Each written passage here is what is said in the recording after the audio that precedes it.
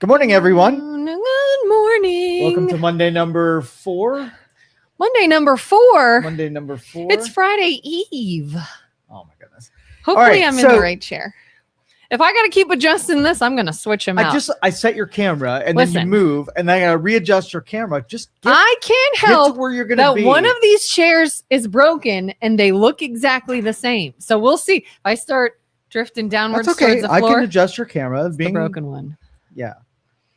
I'm really thrown off today. And Why? I don't know if it's going to make me cranky or not, but going into, all the holiday family stuff, whatever, I go into a really low inflammation deal and a bunch of my hearing comes back when I do that. And so the frequencies that I'm dead to, like they don't come back, but everything else does. And so I get inundated with sounds that I'm not used to hearing. So like that fan behind me sounds like a damn jet engine. You can turn it down. It's chilly anyways. Off-putting. I need it. It feels good. But anyway, the long and short of it is that I'm overwhelmed with stimulus right now. Stimuli. My husband over the last year or so got hearing aids, and he will kind of get that way. Is he's used to not hearing everything, right? And then we'll go somewhere, and he's just like, too much. It's too much. He'll be like, yeah. You're not like the rest of us that are just used to all the noise. Yeah, you're used to it. I am definitely not used to it. Why is your inflammation down during the holidays? Well, you'd go into low inflammation mode, and then you get yourself set up so that if you get exposure to new stuff, that your immune system can handle it better. Oh, like the things you're doing. Yes. Are okay. Yeah. So I do that about a week and a half, sometimes a week before I travel or whatever, and I'm in that state, and it's just weird. So weird. So if you stayed that way, you could hear more often? Yeah, but it's not useful hearing because I hear those frequencies anyway. It just magnifies the crap out of it. Sometimes you're like, I like turning all that down. Yeah, I'm used to it, and when it's almost like you're in a dark room.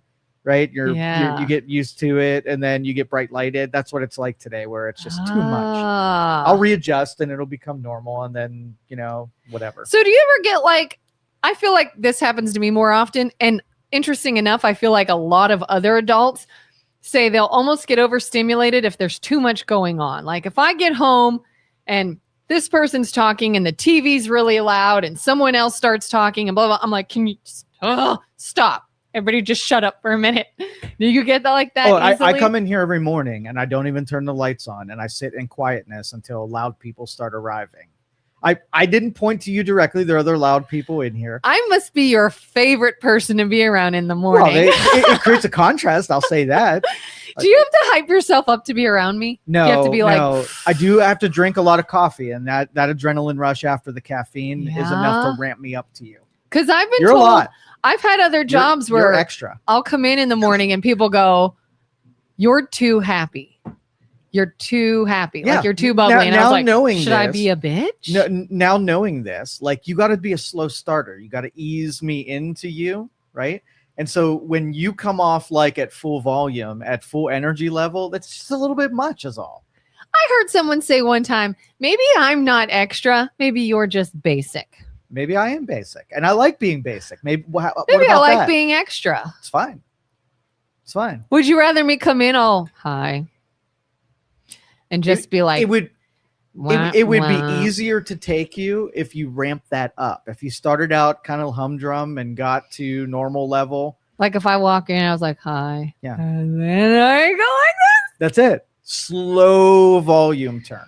Slow. But I've been up since 5:30. I've had my slow volume. By the time I get here and it's 9 a.m., I've been awake for hours. I've had my coffee. I've been up since 4 and I had all quiet. My kid wakes up and he's quiet. My wife wakes up and she's quiet. Everything is quiet. And then it's like here. Oh my God. And you should come to my house in the mornings. Totally You'd quiet. Hate it. Yeah. I like my quietness. I'm complaining now. So, all right, moving on. Do you watch the Trump I missed it. Really? You're talking about the address? Yeah. I totally forgot about it. Okay. I'm so mad. Was it good? You did not miss anything. Oh, no. You did not miss anything. I mean, they're usually a pep rally for themselves. Whoever's in office. Well, it's a pep rally. The lead up to this, there was a bunch of leaks as to what this is or was. So you have the shit that's happening in Venezuela. where, we took control of one of their oil tankers and took all the oil from them, and that didn't make them happy, right? Yeah. And there's been threats and rumors of invasions and taking over oil fields and, ousting Maduro, which, when you have those rumblings and you see the president coming out to speak, you're connecting the dots and saying, uh-oh, we're announcing an invasion of some kind. It's wartime. There's going to be something. Wasn't any of that, right? Uh-huh. But, I blame the Democrats for the insanity of these stupid press conferences. I really do. Because Trump learned from his first term that if he ever wants to do something useful, he has to create a distraction in a different department to keep them pissed off and churning in an area that doesn't matter. Yeah. And he's repeated the thing a million times, and they fall for it every single time. Like Gulf of America? Yeah. We've been saying Gulf of America was something to keep us distracted. 100%. And he keeps doing it, and it keeps working, so why would he ever stop? So the blame is, once you recognize that you're being distracted on purpose, but you take the bait every time, it's on you. I could tell you, and you would admit that whole press conference basically was a brag fest, right? And there were some useful data points in there. Some of it, overblown, and some of it over complimentary. But again, that pep rally, getting Americans to be able to feel that things are turning the corner and things are getting better. The Democrats don't want people to feel like it's getting better. They want tragedy, because that's great going into the midterms if everything sucks. So that goes incongruent with their messaging that costs are too high and he's ruining everything and whatever. So it was a political pep rally as well. Yeah. And it doesn't matter if it's the Republicans or a Democrat. Anytime you see somebody give a State of the Union address or a whatever they're speaking, like it's look at all the good we did.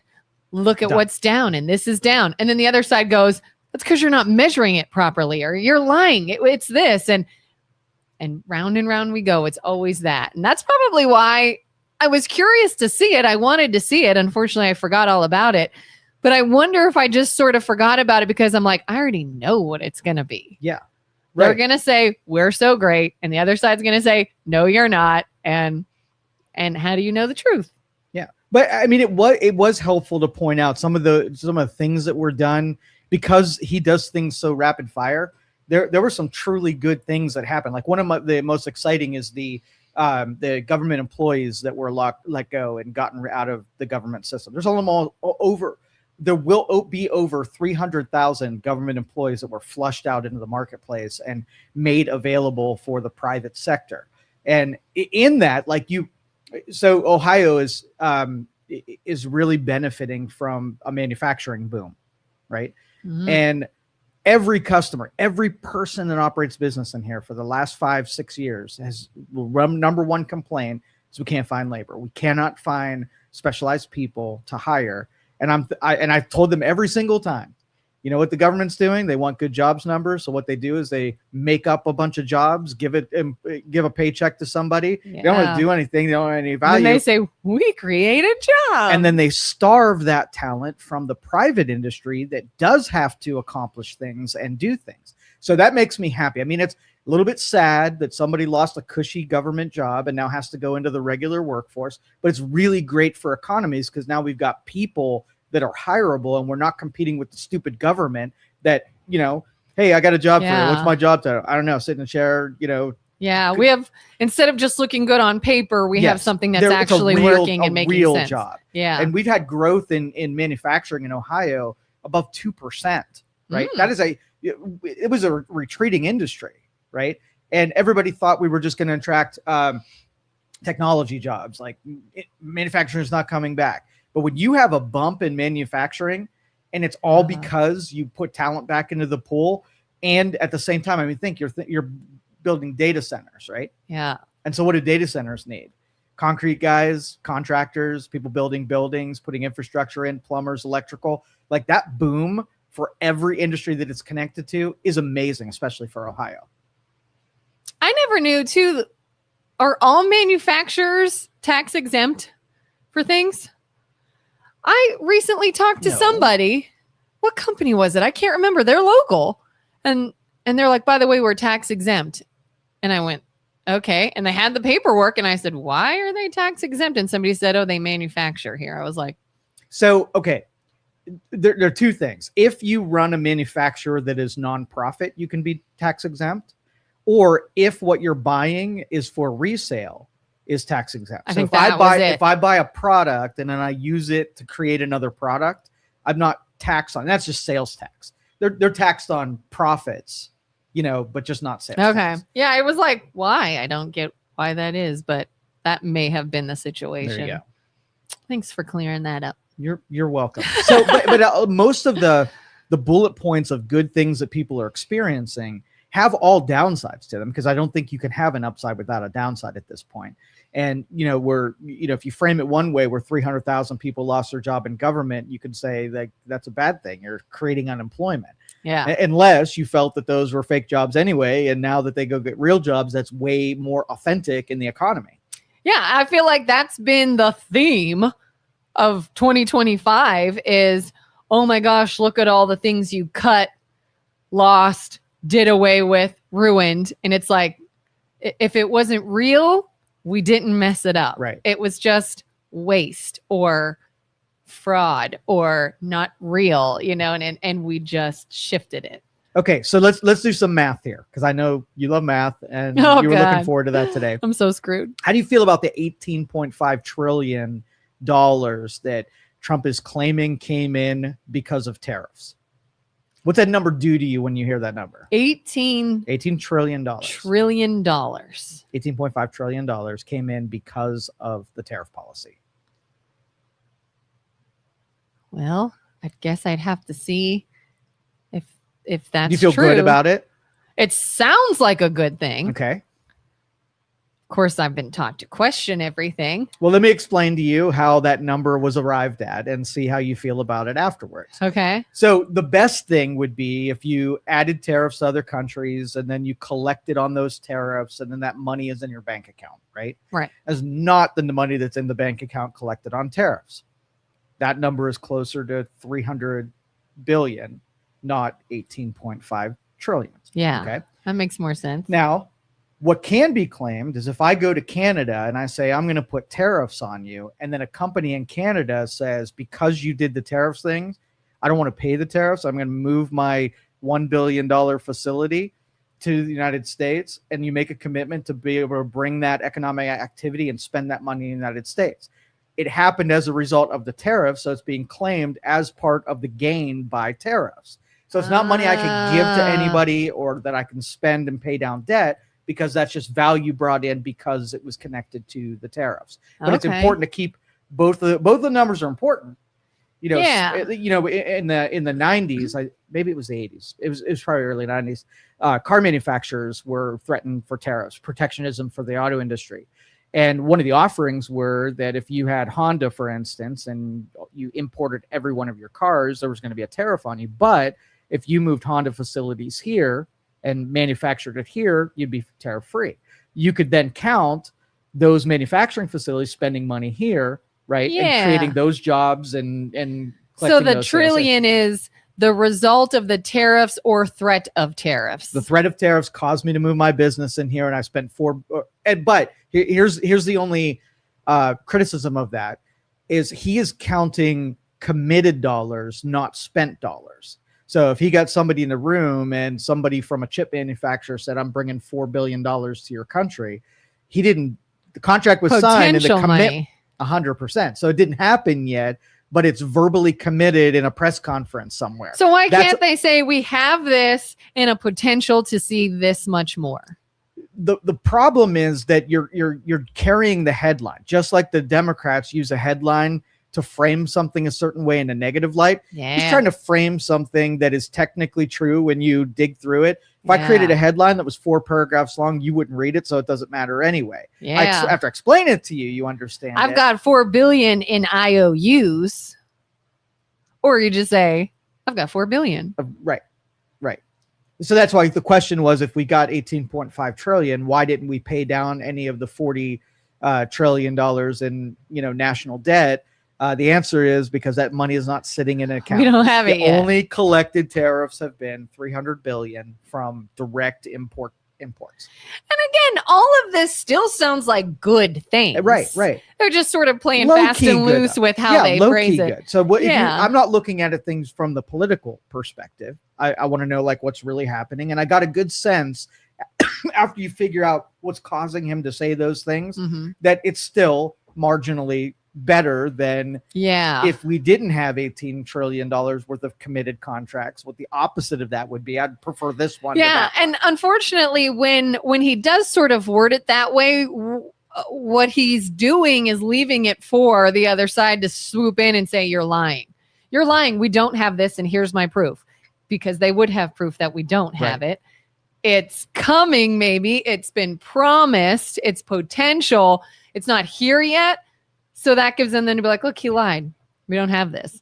It's almost like you've got to be so careful how you word everything, but they want to look good, you know? Well, no, that's a distraction too. If they can get them talking about the details of the thing, right? Then that's another distraction that you can whip up over here. And everybody's got whiplash at this point where there's too many things to be outraged over, too many things to discuss and dissect. And so the public is just overwhelmed with all of that incoming information. And that's by design. I guarantee that's by design. Yeah, I feel like, I'm sure I'm not alone with feeling sort of jaded now, where any piece of information I hear, I question it.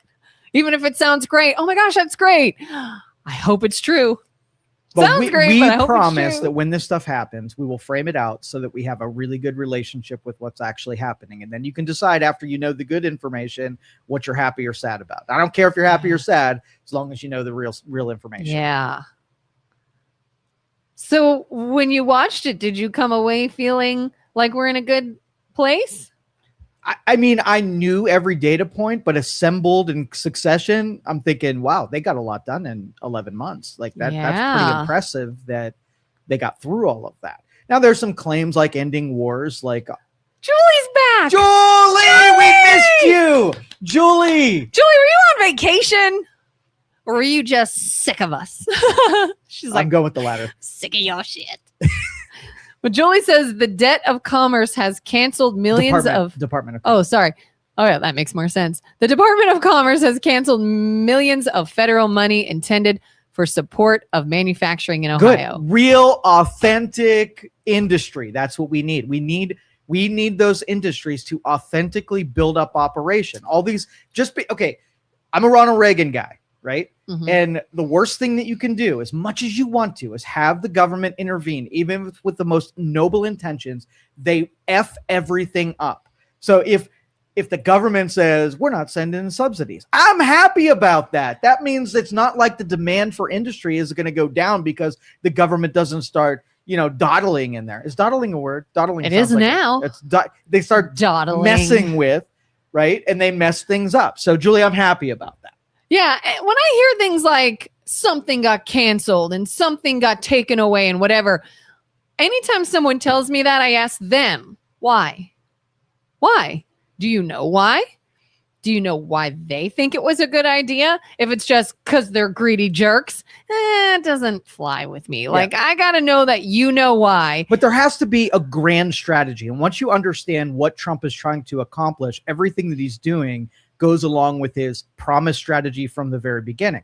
One of the rare politicians that I feel like is still on course and hasn't had to deviate with a war of some kind that gets in the way and always has an excuse about, I wanted to do it, but XYZ. And this happened. Exactly. So I think they're doing it in record time. It might not be what you want him to do, but he's doing what he promised to do to the people who voted for him. So that's admirable. At least more so than anyone else we've seen. Yeah.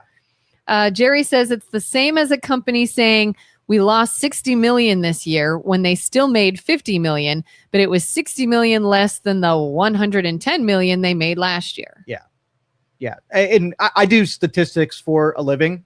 And you ever wonder, like, when somebody gives you a statistic in percentages rather than whole dollar amounts, and you can make anything either look really good or really bad depending on how you skew the proportions of the statistics. Yeah. And so I always want to know, if like they show me a percentage gain or loss, I want to go see real numbers. And if they give me real numbers, I want to see the percentage gain and loss, because there's always going to be a reason of a sleight of hand of happening with how they want you, excuse me, how they want you to feel about something. Yeah, they can present it For sure. any way they want to make it sound good or bad. Yeah, when I'm presented financials or whatever, I want to see all the financials every which way.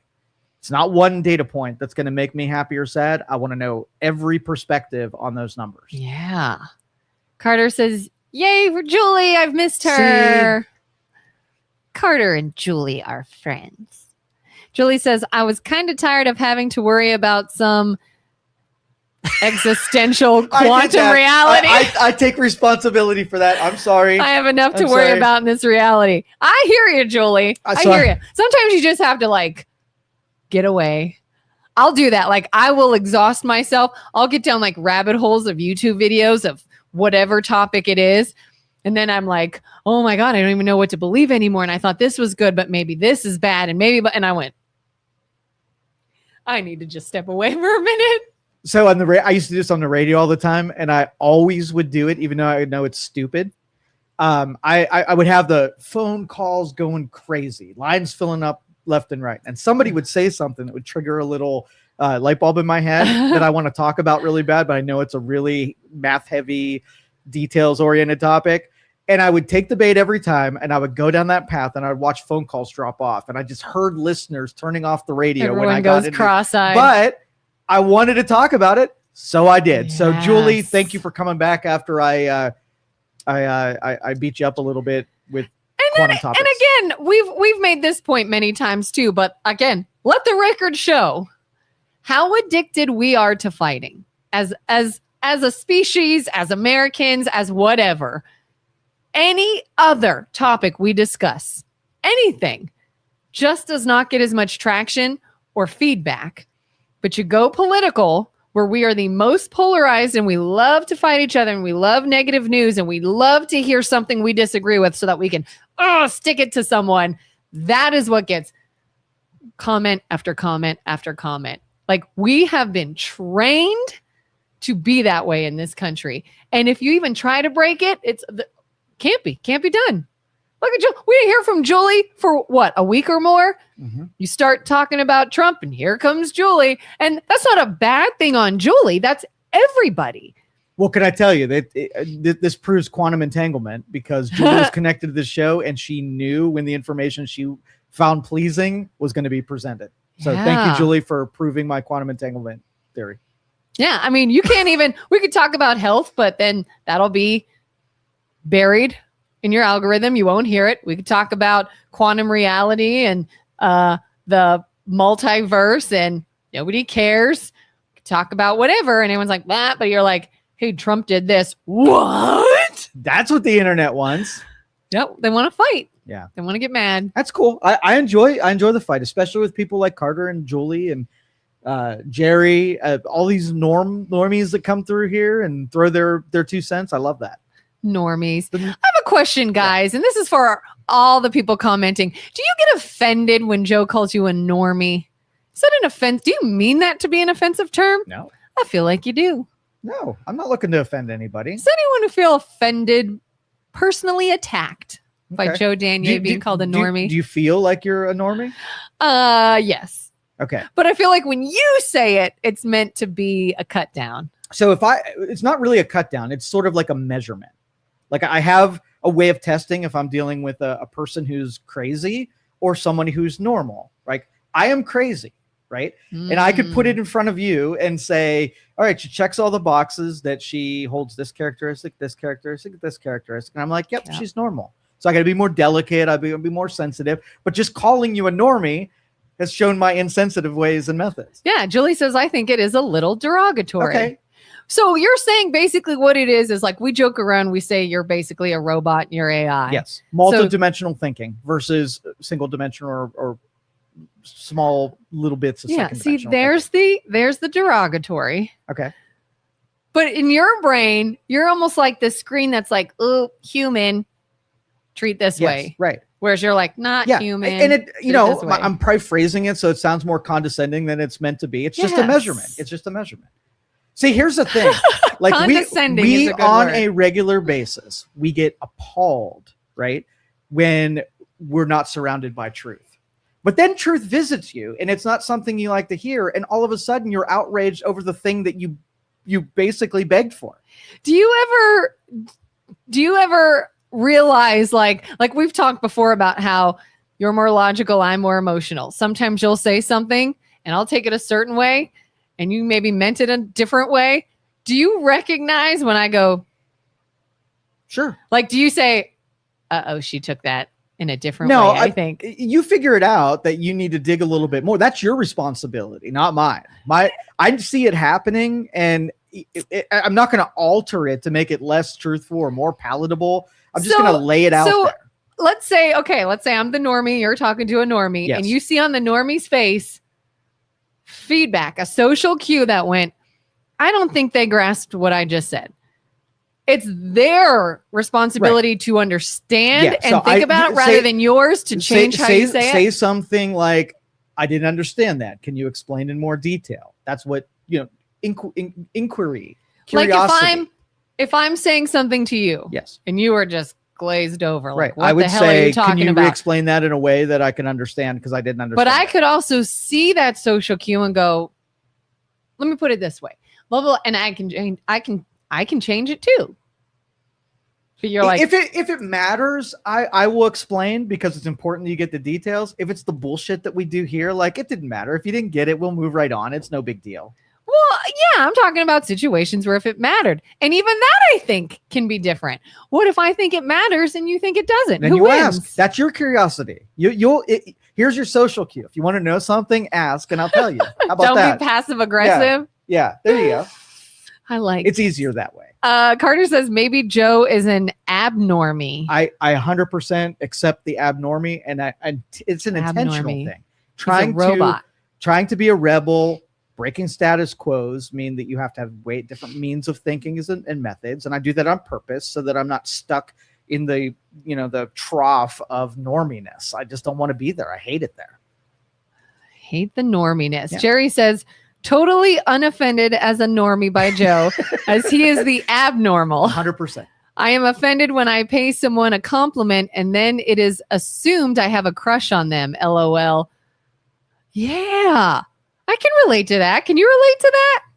You ever feel like you can't just be nice or friendly because it almost gets mistaken as, oh, you must like, it sounds very elementary school. It sounds very like schoolyard, but I've seen that in adulthood where everyone's like, oh, you got to be careful with the flirting. And it's like, the what? All right. So tell me this. I'm walking through the grocery store and a lady on the left is picking out some milk, checking the dates. Mm-hmm. She had really nice hair, beautiful hair. And I said, I just wanted to let you know your hair is beautiful.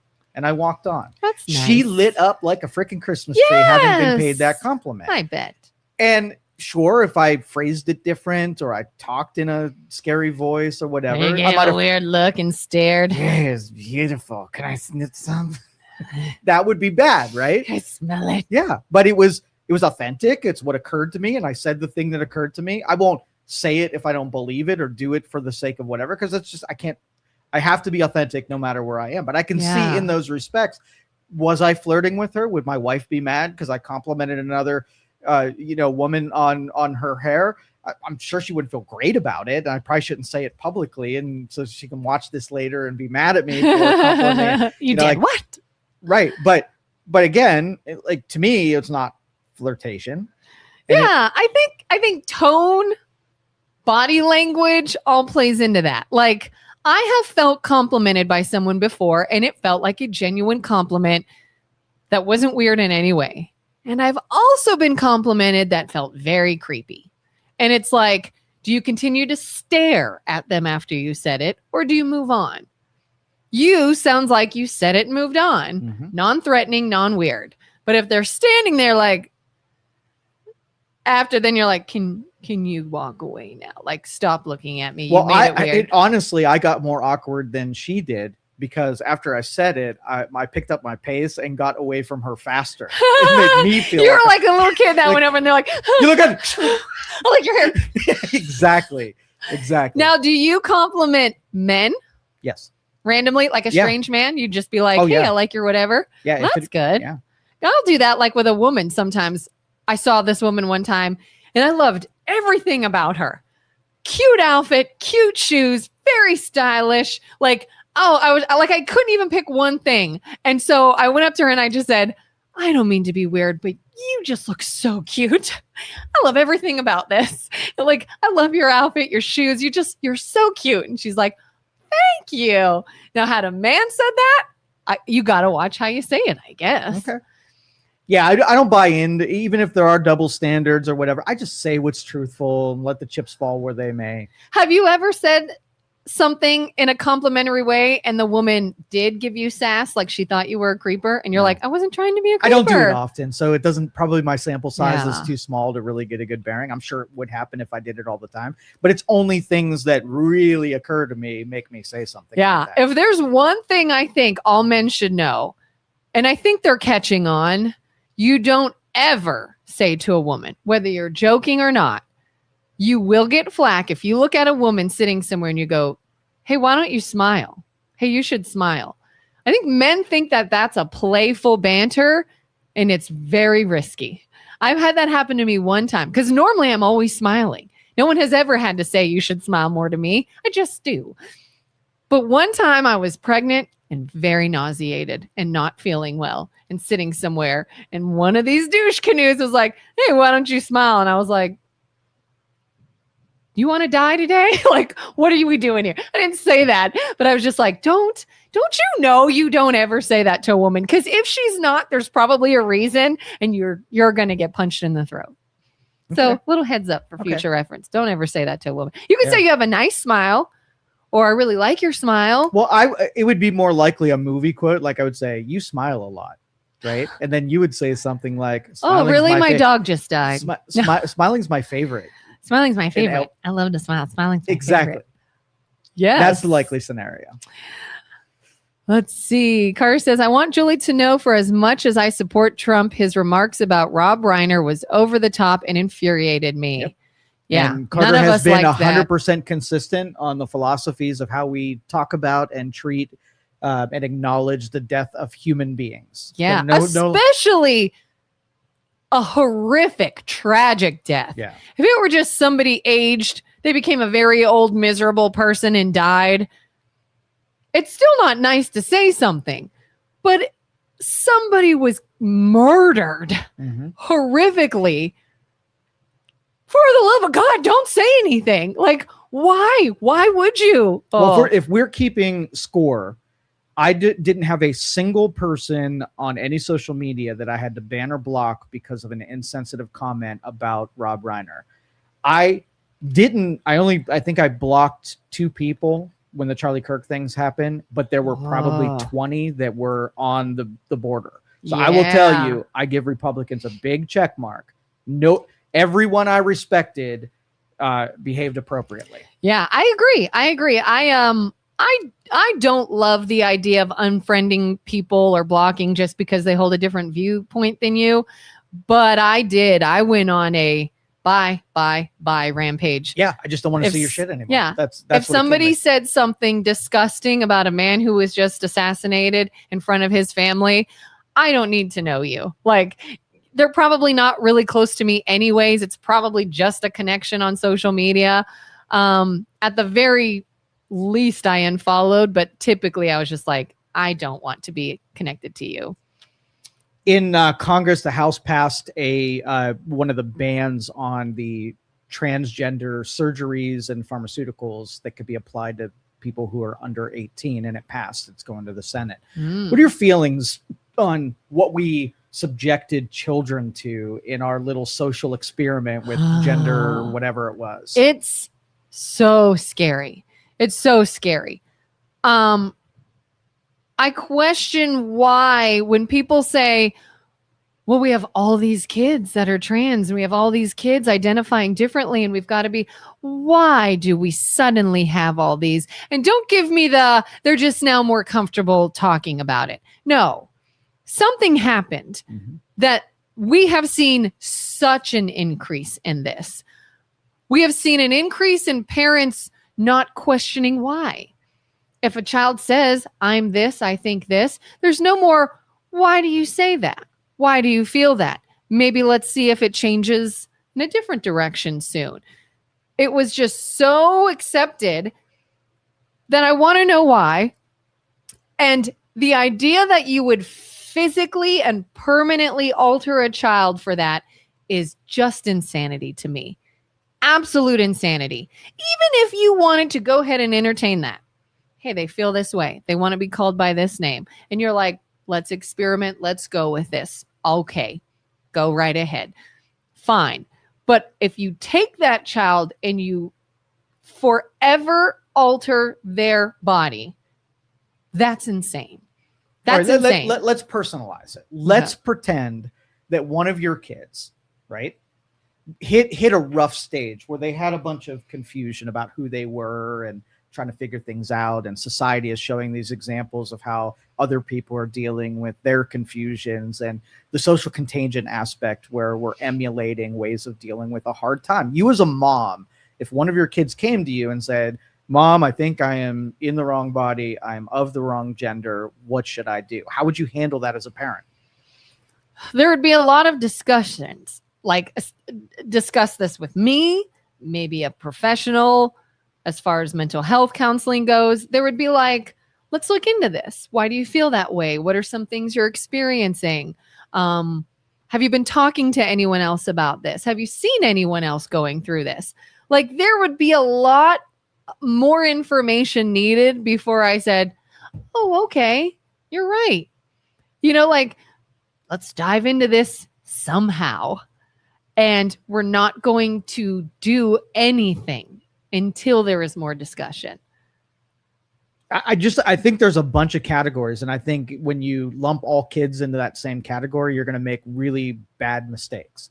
And, I think, the fair part of the argument, the social contagion, was the most dangerous part. So if you have a kid that's confused, maybe they're shunned at school, they don't have many friends, they see this group of kids that are doing that, they find acceptance if they believe a certain thing. And now all of a sudden, change it from transgender or gender confusion to like if one group of people wore leather jackets, and if you wore a leather jacket, you would be accepted into that group and they would be friends. And you felt bad being on the outside, but it's a way of joining into a group. You can see a child's brain would be willing to slap on the jackets for them to get social acceptance. And those should be carved out, because I think every kid experiences alienation at one point in every kid's life.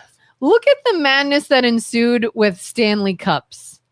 What was it, earlier this year, whenever, when then all of a sudden every kid had to have a Stanley. Right. You didn't give two shits about what your water bottle or cup was until it was a craze. Right. Now we have this innate desire to fit in and to be accepted and to not be the odd man out. And people were putting down large amounts of money just to feel accepted. And you don't think we're doing that when it comes to someone's sexuality or feelings or what they want to make themselves look like to their social group? And then you have the true, probably evil version of this, where parental reinforcements of this. And I know 3 families that I'm close to.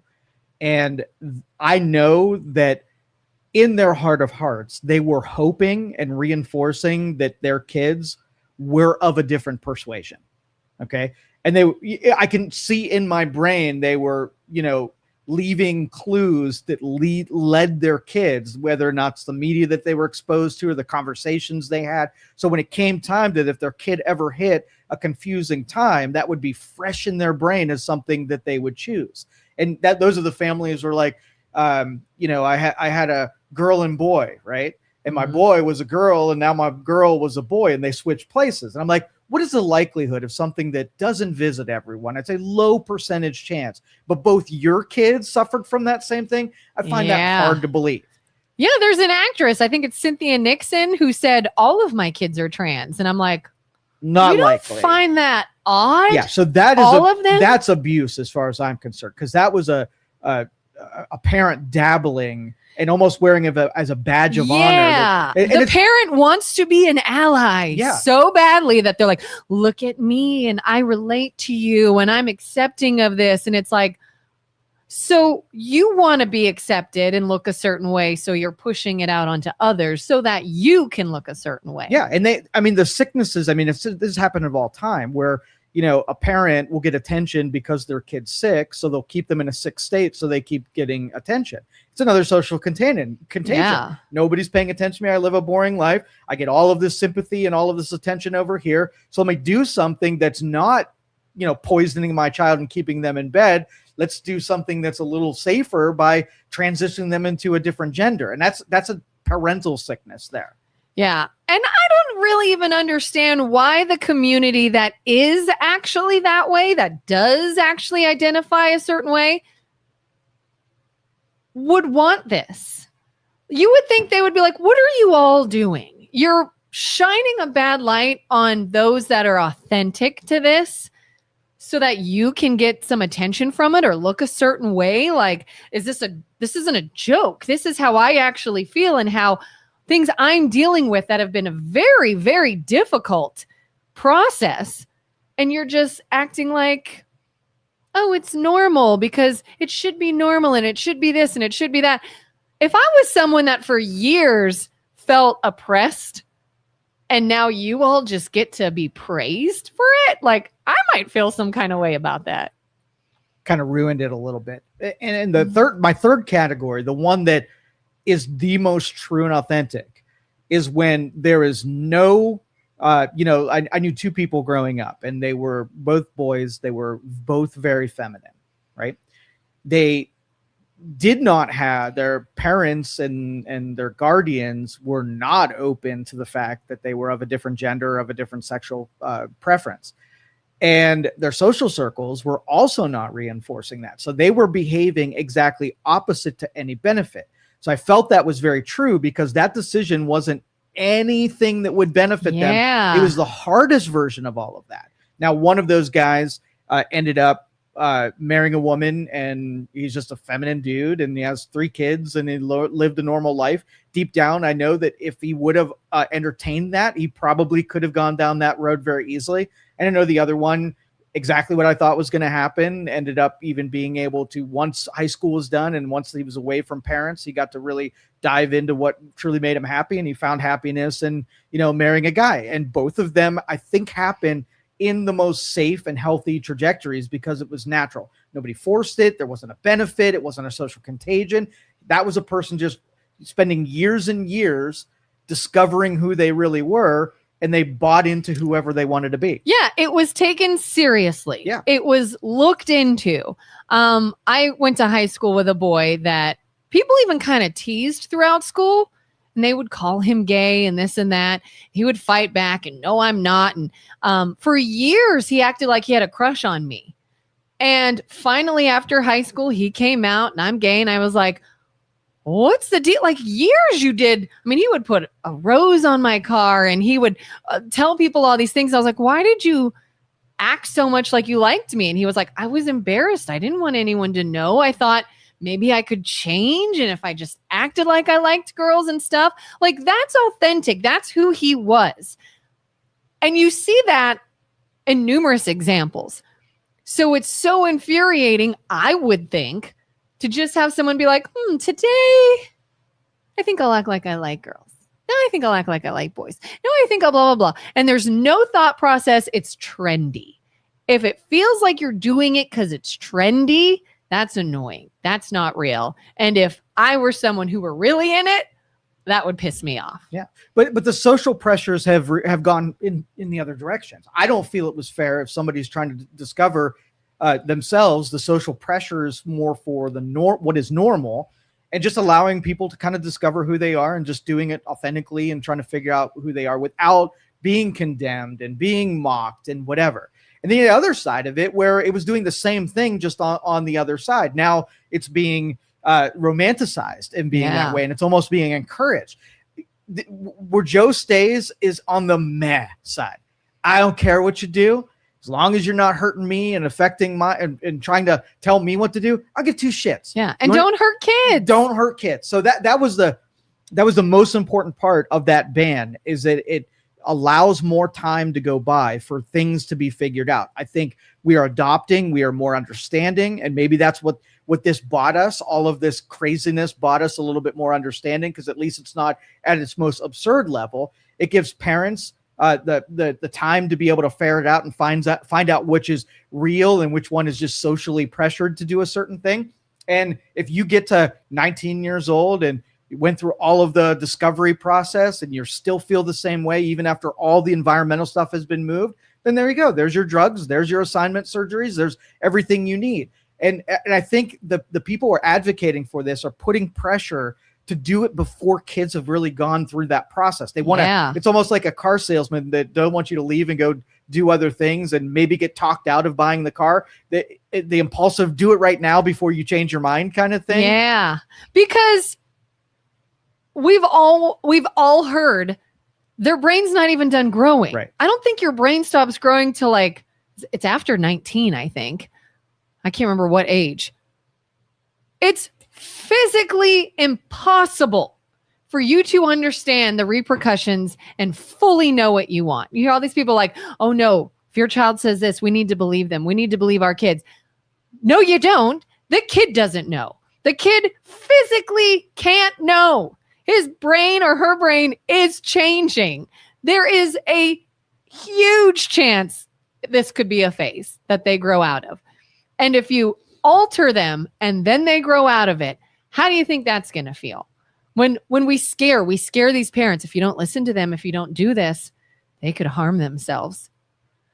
Do you not think that'll be the case if I did something that changed them forever? If I acted on everything my child really, really, really wanted, oh my God.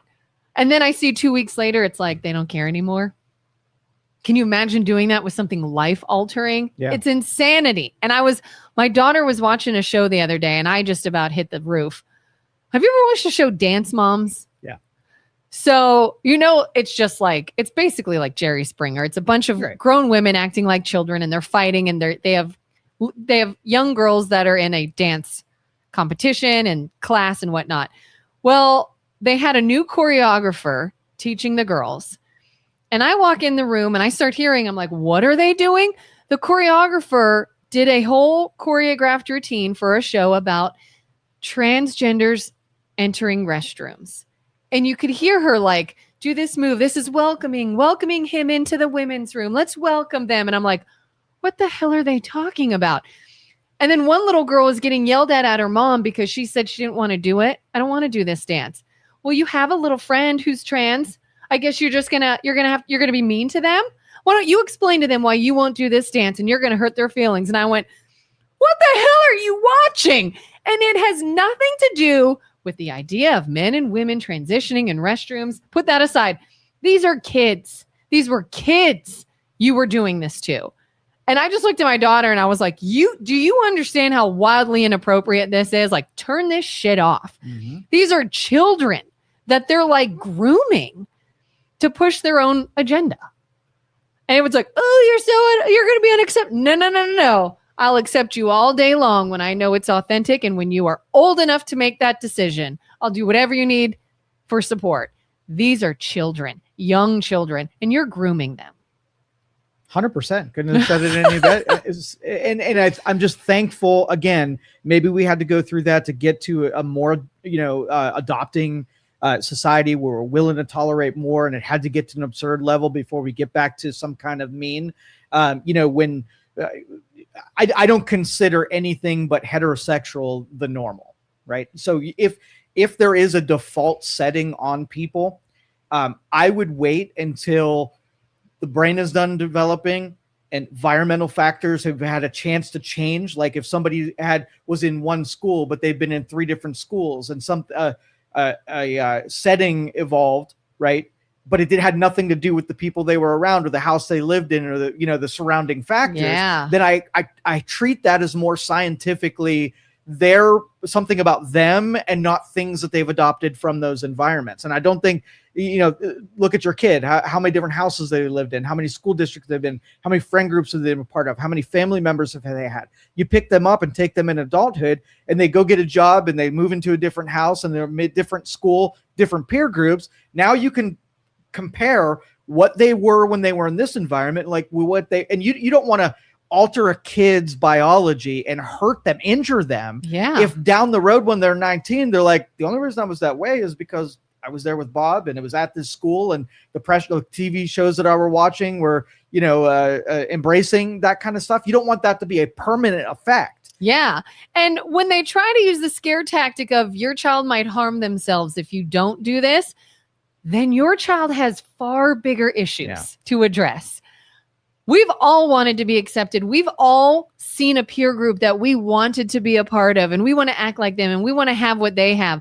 But if it gets to the point that if I can't be with them, I'm going to hurt myself, you've got a much bigger problem than the problem of wanting to be accepted. They got divisions and whole disciplines of psychology that is meant to deal with people who will blackmail or want to off themselves if they're in a certain state of mind. And I'm telling you, I had a really hard upbringing. All right. And I am very familiar with dark thoughts and trying to traverse it on my own and trying to ask adults for help that were equally as clueless as I was. And that was infuriating. I always felt like adults should know enough to be able to guide me, and none of them freaking did. So I figured it out myself. So I know that there are kids out there that are in a bad spot because of what they're experiencing. But those sciences need to get much, much better at knowing more to be able to help kids the way that I wish I would have been helped. Yeah. I feel like anybody that wants to push something that drastic and life altering onto a child, they themselves have mental health issues. Yeah. Like they're almost projecting, I think. 100%. Carter says, Kelin's hair looks very nice. Thank you, Carter. I thought it looked like crap, so I appreciate that. Suck up. Carter is my friend. Julie says, why not compliment people whenever you get the chance? Kindness is dying. Thanks for that acknowledgement, Carter. I will never get your fascination with Trump, but I believe you are a good human being. This is like a love fest. Carter says, not fascinated with the man, more like his policies. Julie says, I don't think we can lump trans with gay. I couldn't get my ears pierced until I was 18, so no to gender surgery before adulthood. Now, gay is a different thing. Well, I think a lot of I'm not comfortable in my body are just confused gay people. I bet you a lot of those transitioners just find out that they were gay all along, but they get misclassified, and then they do mutilation to your body or hormonally change. And, maybe put that as a first, curiosity kind of Could thing. It also be, some people have said, could it be another form of body dysmorphia? Could be. Anybody who has suffered from body dysmorphia knows there is a very real disconnect with the brain and what you see in your body. Like people that have severe anorexia or different types of body dysmorphia can look in a mirror and see what's not there. They are literally seeing imperfections and size that is not accurate to what they physically are. Right. Why would we not automatically say then, you feel disconnected from your body, something else is going on here. Yeah. There is some disconnect with that. But it's like, we just say, oh, okay. Okay, you must be. It was in the book as body dysmorphia for way longer than it wasn't. Yeah. And it's only because some of the sciences became activist sciences, and if they had an unpopular treatment or diagnosis, then they were not very popular, and they could have been ostracized. They could be thrown out of their livelihood. Now, would you take a risk in saying truth if it's very politically unpopular and you can lose your livelihood for saying what you know to be true? I wouldn't do it. So the social pressures on where the science leads us, if my whole goal is just allow people to find who they are, what their talents are, and the pursuit of happiness, and nothing else gets in that way, no matter what that truth is. So if you come across and I'm mad because, I can't pay my rent and it's really hurting me inside, and my truth was that I wanted to gamble, you can come along and say, hey, I got your answer, right? Yeah. You gamble. You don't have rent money. Not having rent money makes you sad. Let's try different things. I'm going to coach you into making better decisions and whatnot. But even on the psychological side, like, why are you perceiving things differently than other people? Do you have chemical imbalances? Do you have different nutrition? Do you have different exercise? Are you around the different social circles? There are people that get broken just because of how their upbringing is. And if we knew more about what controls the mind, and, doctors would argue with me that even if you knew that stuff, who's going to be even listen to it? It's a complicated thing. And so if we can't treat it with a pharmaceutical, then we're not going to spend all the time and invest in people for years and years to try to get them to discover where their real happiness is without all that brokenness. Like, it's not an easy fix. And so it's easier to just assign it to one of these social things rather than science things. How do you feel about the issue of someone claiming to be trans and then going into a restroom or locker room of the opposite sex? I put it in the same category as public schools, right? Public schools basically don't really do a good job of insulating my kid from things that I don't really want them to know or learn about until I'm ready to learn and tell them about it, right? I'm the instructor here. You're academics. You can teach them math and histories and whatever, fine. Get them data and have them memorize. Okay. But it's the other stuff that they get exposure to that I want to say in. Right. Yeah. And so when you have that, we're too permissive to indoctrinating into ideologies, and we think we're doing a service to be able to do that rather than it just be data points. Yeah. How about the whole, when you said that they were kind of doing away with something, does that include the idea that a school can't help a child transition and not tell the parents? Right. Why should they be involved in that anyway? That's what I'm saying. Right? I was like, holy hell. Why is that okay? I mean, for years we've had things like, you're not allowed to discipline a kid in a certain way. That's the parent's job. But you can do this? Yeah. Doesn't make any sense. We're exiting an era of total weirdness, unreasonable, and that's why there was so much backlash against it. Yeah. And with this ban, it may push that back up to the top of the conversation pile for a little while. And I hope that we just let all of the air out of that balloon, get back to let's treat everybody with respect and dignity, help anybody that we can come in contact, be kind to people, no judgment. Like, if somebody needs help, cool, judge them all you want. But walking down the aisle at the grocery store and thinking your opinion that's going to do damage to another person is warranted in the moment, keep it to yourself, MFer. Yeah, if I'm walking through a grocery store and I see what appears to be a grown man in women's clothing and heels and some makeup on and just living his life, okay, you're not hurting anyone. You're an adult. If you're feeling good, you're feeling good. You do you. But the moment you start letting kids change their bodies and you push that idea on them, and then you want to go into their restrooms and you want to blah, blah, blah. Now you're not just doing you. Now you're trying to affect other people. And now don't be surprised if other people have a say. Yeah. If the norm is the default, that's where schools need to live. And anything that's over and above that, let it be something that is taught at home. So like when especially when the things were happening like at Target where they were, using whatever, there was always a unisex. So they gave you the option to bail out of the going in the restroom. But if there was a threat that there was going to be someone of a different gender, am I going to send a 10-year-old to use the restroom by themselves when they might be exploring with things that I would consider dangerous? No, we're going to go over the unisex and I'm going to say, hey, Ryan, stay away from people in general because they're batshit crazy right now. Yeah. And let's let this work out of the system before we start trusting others again. Did your kid ever have an issue in a school that really made you mad? Like, did your school ever do something with your child that you were like, not cool?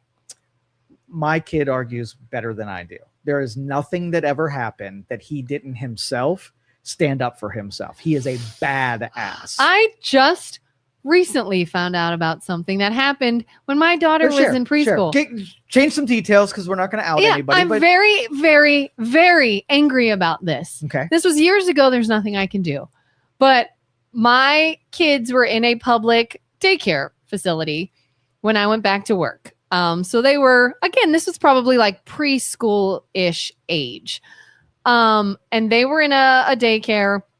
And I grew up, my parents always said, don't ever let another adult put their hands on you. I don't care what it is. I don't care if you deserve it. If you deserve discipline, the school can call me. I will discipline you. And I got spanked as a kid.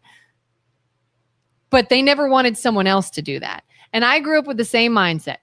No adult is going to put their hands on my kid. Send them to me and I'll whip their ass, But But this daycare facility was even like, it's not even an issue. We don't even have the policy. No teacher here is ever going to put their hands on a child. My daughter, just maybe a month ago, told us, she's like, when I was there, a teacher spanked me.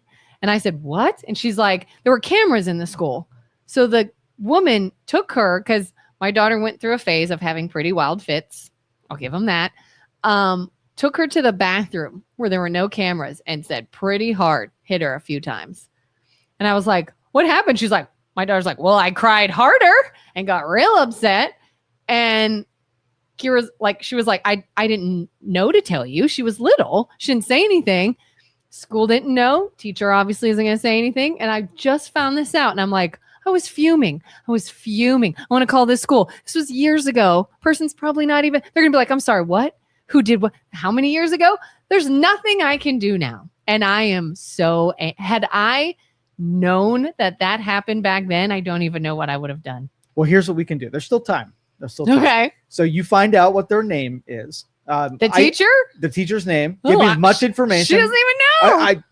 We can find that out, right? Okay, yeah. You're going to tell Jersey Joe. That's my gangster name. Jersey Joe. I'm Jersey Joe. And I will take said teacher in the unisex bathroom, and I will do complete retribution. And I will give the spankings that they now need. So you just let me know. And I don't even care. This person thinks they were in the right, because I saw my daughter had total meltdowns a couple of times there, to where they would call us or they would say, by the way, she had a total freak out again. We don't know what was causing this. It was a phase she went through where she had total freakouts. When you were young, did you have communal punishments where like aunts and uncles and grandparents were allowed to spank the crap out of you? No. Friends, if you were misbehaving, they could take a load on you? No. Yeah. My parents said, nobody hits my kid. Yeah. You can say something by all means. When I was young, less than 10 years old, that was very common. I don't care if you were at a friend's house, if you're at a family gathering, if you misbehaved, you got it from whoever adult was around. Yeah. So you couldn't escape it. Just because your parents were around did not matter. You were going to get hit into oblivion. Spanked. And there were some uncles that like took a lot of pleasure in being able to wail on you. Not as, way harder than your parents would have. That's terrible. Would have. Yeah. Did this happen to you? I can't. This is anonymous. I'm now speaking from God, hypothetical territory. So much. But think about how more well-behaved children were, because they knew that it could be coming from anybody, so they had way less misbehavior. But my kids knew if somebody said, "Keep this up," and I'm going to tell your parents, they'd be like, "Oh." Well, there was a period where you'd get your ass beat when you got home. Think about how many parents do nothing about it. And so kids escape all punishment, and then you have more misbehavior. So there's a balance between those two, right? Yeah. If you saw, you're walking through the grocery store and there's some kid that is misbehaving in the middle of the grocery store. You don't even freaking know them, right? Yeah. Do you just annoyingly walk by, or do you tell the kid to shut up and behave? I mean, I'm probably going to annoyingly walk by, but I might shoot him a look or something. I am going to feel some kind of way about it, but I can't put my hands on them. And who am I to interject? Well, these are just words. If you're like, hey, buddy, you should probably stop screaming. You're in a public place, and then walk on by. There's nothing inappropriate in that. Or passive. I can be a bit passive aggressive and look at my own kid and be like, see, that's not how we behave in public. Dude, all this passive aggressive shame them. Stuff. That's shaming them. Okay, I'll give it to you. Now you don't know it's if better the than saying nothing. Issue. I will give you that. Yeah. Many people blame the schools for turning their heads, but people do not realize the state and federal guidelines that school administrators and teachers are mandated to are handcuffing them to not get involved. The breakdown of the home is truly data-driven to prove the cause for children to rebel from what has and should always be the norm. Yeah. And I think you can tell, I guess I shouldn't say that. I've never actually worked in a school or daycare facility. But I've seen kids that you can tell they get nothing at home as far as consequences, discipline, anything. And then you see kids that they will act out, but if your parent knew, like your parent is not okay with this, but kids still act out Right. sometimes. So yeah, I could see it be incredibly frustrating for a education professional to be like, I'm constantly dealing with these outbursts and this kid that's misbehaving, and I know their parent doesn't give two craps. Versus, I know their parent is not okay with this, but this kid's going through something. And if there is a clear set boundary of do not, under any circumstances, put your hand on a child that is not yours, and you do, then I should be allowed to put my hands on you. That's just insanity. Julie says, OMG, I would be livid. Yeah. I'm so angry about this. I'm so angry. It was a little kid, a little girl, and you knew what you were doing was wrong because you took her to the bathroom to do it. I'm so angry at this. Jersey Joe, invitation wide this open. Person. Wide open. I mean, no, we're not. We should I don't say want these things publicly. Yeah. You know what I'm movie totally that is? not going to do The that. breakup. Yeah, don't. I don't want you to do it. Gotcha. Won't do anything. No, I really don't. I don't want you to do anything. Keep saying it. I gotcha. I don't know what you're talking about. All right. News of Dan Bongino making his exit from his department, the FBI. He's FBI director, right? Or is that I don't know. Anyway, Dan Bongino is making his exit. Listen, surprise, is this the shock? guy? Is this the guy with the eye patch? No, that's Dan Crenshaw. Dan Bongino was a podcaster, conservative commentary, the guy, opinion guy. But anyway, he got a FBI position. He's a badass. He's got tattoos. All he looks like a Marine. Like the dude is. Why can't I picture this person? Let me bring up. Because I just saw a podcast talking about some shady things Crenshaw is accused of, but. Oh, yeah. Okay. I know who that is. Yeah. Dan Bongino. Yeah, I've seen. Anyway, making his exit. And are you surprised? Does that concern you when I'll be honest, I didn't even know. Okay. So what's going on with him? In January, he's now served 1 year and he's going to go back to his radio host duties with wherever he was before. Why? It's a good question. Was he let go? Was he encouraged he just to resigned. leave? Just He's resigned. just, I'm just done. Okay, so when you're in an administration, that's hard work. When you're in a Trump administration, that's even harder work. Yeah. Right? And so I want to know, was there something that he had exposure to or was involved in that he said, I'm freaking out. This is too much even for me. This isn't above board. I care about my reputation. And he'll never say those things. He will quietly, but that's what I want to know. If he's really just fed up with it, or he's like, I was making a ton of money over here. I was beloved by the fans that I had. And I came here, I make way less money, and now everybody freaking hates me. Yeah. And I'll be like, I'll give you a year and then find somebody to replace me. I could do something more lighthearted and make more money, or he can get threatened every day for less money. Yeah. But I do like the dude. He's interesting. He's probably not he and I could probably not have a great political conversation because he's very captured in his ideals as a conservative. So it would just be all conservative all the time. So he's like way right. My opinion of him is that he's way right. I can't put him on that grid because my only exposure to him, I didn't listen to him. I wasn't a fan of his. I listened when he would talk during the confirmation hearings, and he seemed, duty bound. He was going to do his thing, and I trusted the fact that he was going to be more hardcore than the previous FBI that we were used to. And that's as far as I would take it. Yeah, there are people I have found that I kind of like, even if I disagree with them. Like, you know who Michael Knowles is? Yeah. I really enjoy watching Michael Knowles. Do you really? I do. I don't know why. I do. He's funny. I like his humor. He makes good points. But he'll say something sometimes, and I was like, I just don't agree with that, or I don't think that's true. I don't like that, and I'll keep watching. And sometimes I really agree with him. Sometimes I don't. See, those are the funnest people to talk with, and that's why if you have a captured person, you're never going to be able to talk about anything because it's just going to be what you already know about them. So I want to ask all of our listeners here. I want you to give me a rating here, 0 to 10. If I said 10 things, random things all over the some political, some social.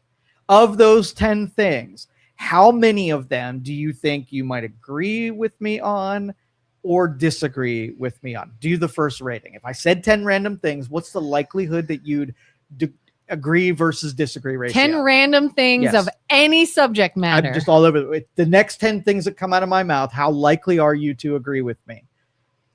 Of those 10, 1, 9, 6. I feel like I'm leaning towards 50-50. I feel like I would probably agree with maybe 5 things and disagree with 5 things. Now, would the gradient would be, if you disagreed with me, it would be fervent, like throwdown, or is it like gradual disagreements? Probably gradual. There's maybe, I don't think there would be a lot that I'm like, wow, we're just polar opposites on this. Well, when I bring up the feminism topics, I watch it in blood drain in your face. You like that one, and those are our best topics because you get amped up when I bring those up. Do I? You do.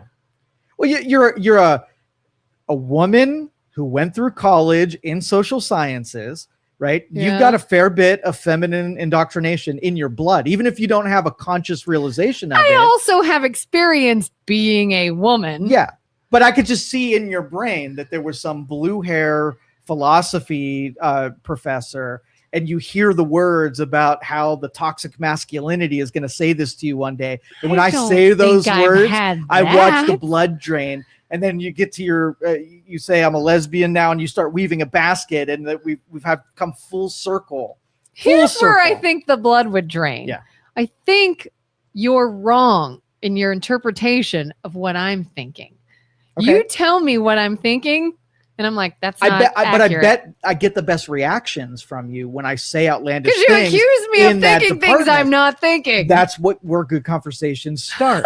See, the fighting either can be nice and productive, or they can be destructive. And when we talk, it's all productive because I want your perspective, and I know how to elicit a response from you where it's not boring, right? Yeah, and and on that subject matter, I wouldn't say it's something that like got indoctrinated into me in like college. I would say any pushback I have is probably my own personal experience, my own view being a woman in the working world. What I felt like I experienced would be probably any pushback. Right. I can't imagine but think about it. I'm trying to get a response. So I'm taking a feminism thing, and I'm accusing you of being indoctrinated. Yeah. If I want to get you amped up, I have like probably 5 more categories I can go through where you will be up in arms, and I can keep pushing on that. Like I know if I want to amp you up, I use cliches. Yes. I talk about national holidays. Yes. How we all should be off work for 100%. Holidays. Chris Farley, by the way, his death happened December 18th. Oh, really? Mm-hmm. He was only 33 years old. I cried when he died. Really? I did. I really like Chris Farley. And I couldn't have been very old. I was a kid. What year did he die? Shit, what, 15 years ago? I don't even know. I was a kid, and I remember being upset. See what year that was. He would have been how old?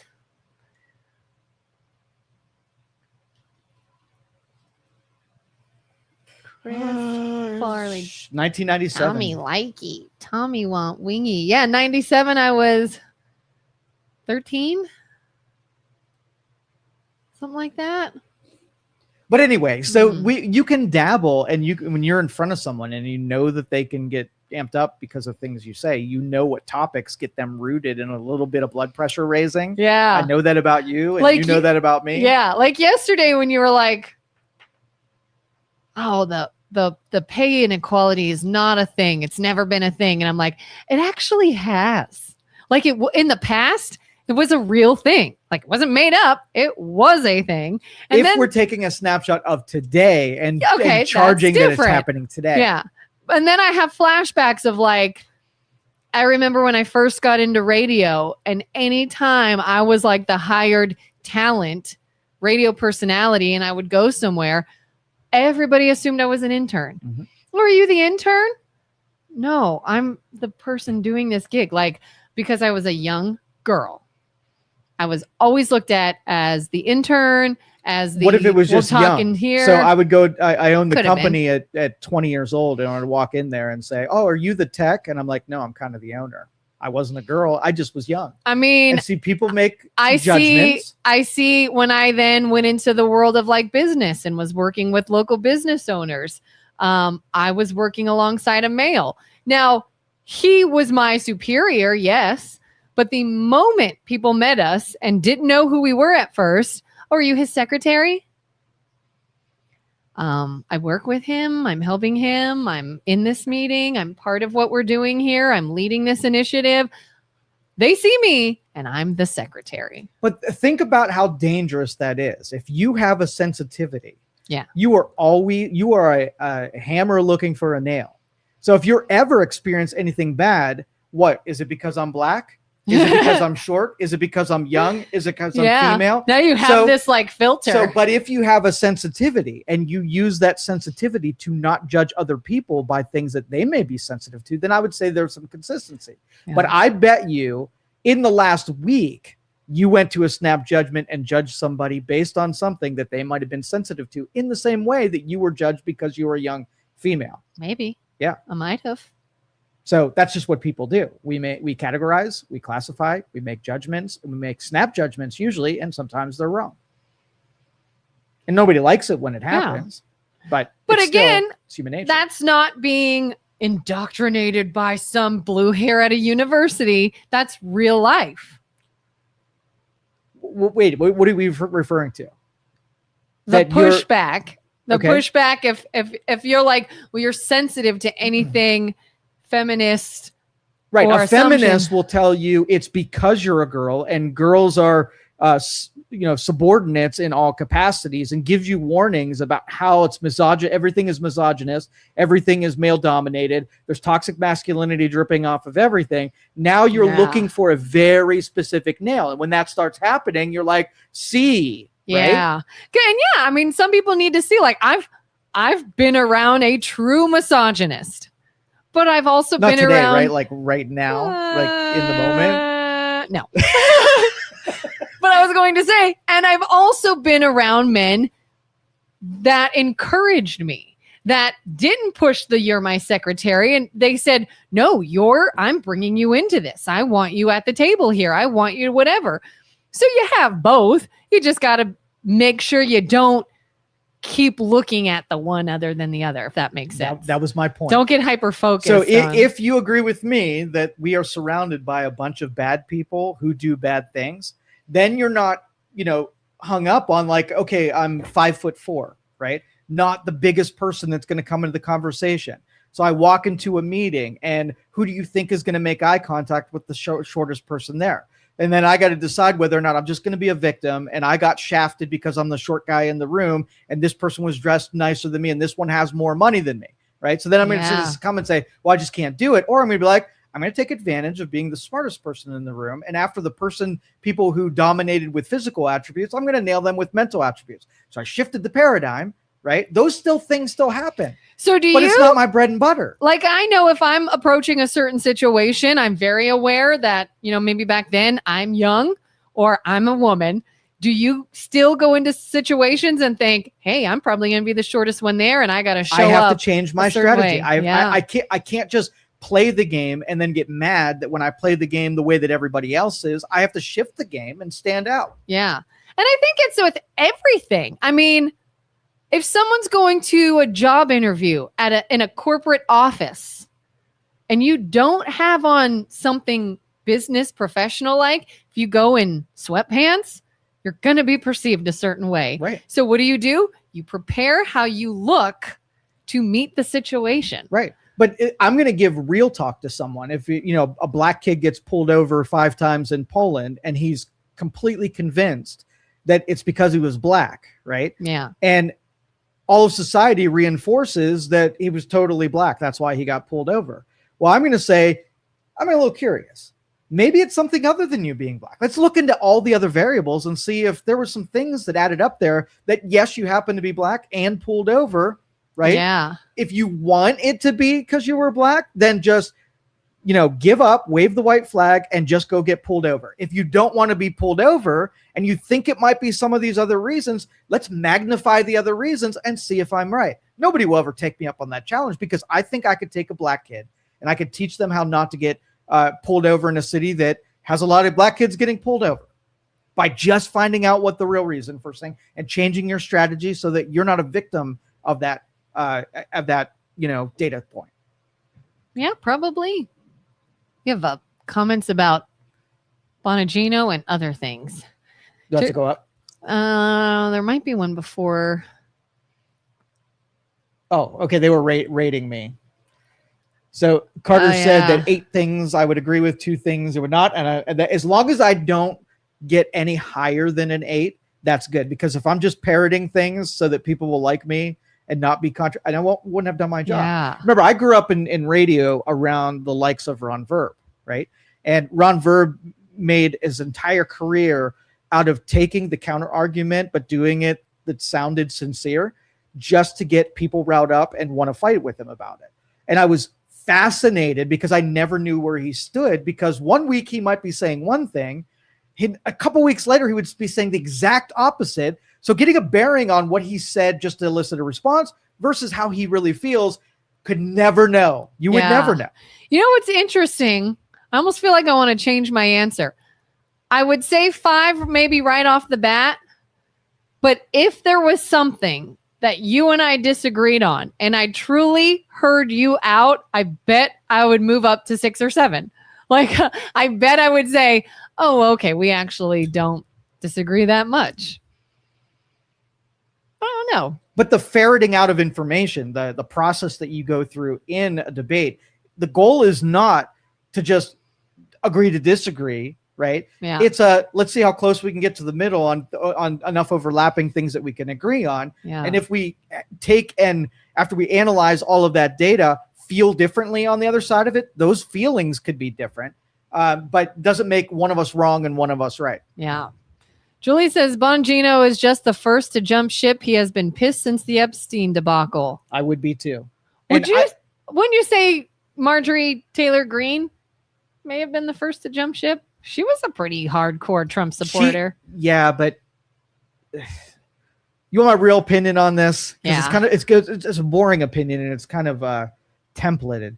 You know, government is hard, right? And when you're on a trajectory, you get limited out when you get to a certain point, and everything you've done in that strategy starts working against you, that you can go no further. You can't garner any more attention. You can't garner any more political power. You can't garner any more, conferences that you're in on, or on any kind of councils or whatever.